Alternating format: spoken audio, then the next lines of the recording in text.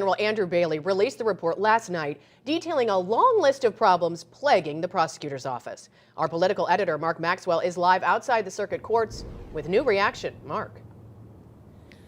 Ann and Mike, Andrew Bailey was still new on the job as Attorney General when he first pushed to expel Kim Gardner from the Circuit Attorney's office. That was a fight he appeared to relish, but one he never got to finish.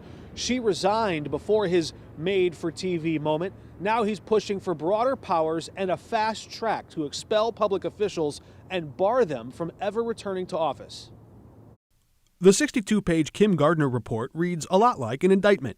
Attorney General Andrew Bailey says she wasn't doing her job. 96% of crimes reported she wouldn't file charges on. Bailey's report detailed Gardner's distractions of nursing school, dysfunction in her office, but also took aim at her discretion on which charges to pursue.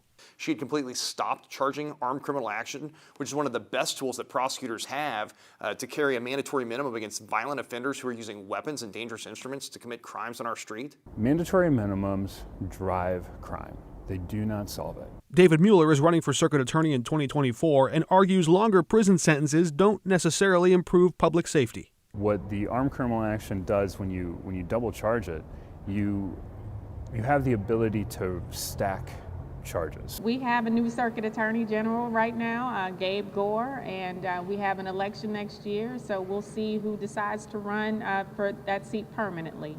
We are experiencing a violent crime epidemic in the city of St. Louis. Gabe Gore has started emerging in small public forums lately, but hasn't yet declared his intent to run for a full 4-year term.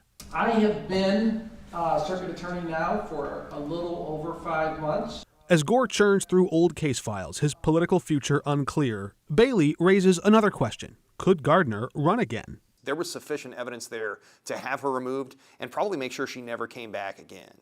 And so you shouldn't be able to avoid the consequences by just slinking out into the night. Mayor Jones, who became a vocal critic of Gardner, said this report was more about someone else's political ambition. You know, it's election season for our unelected attorney general, so he has to do something to make sure that people think that he's working. Yeah, if this was a political attack against someone of a different party, there is no way we would have sent attorneys into that office that very afternoon to reestablish the work that the circuit attorney's office is supposed to be doing. We weren't just here to take her out. We were here to restore law and order and find justice for victims.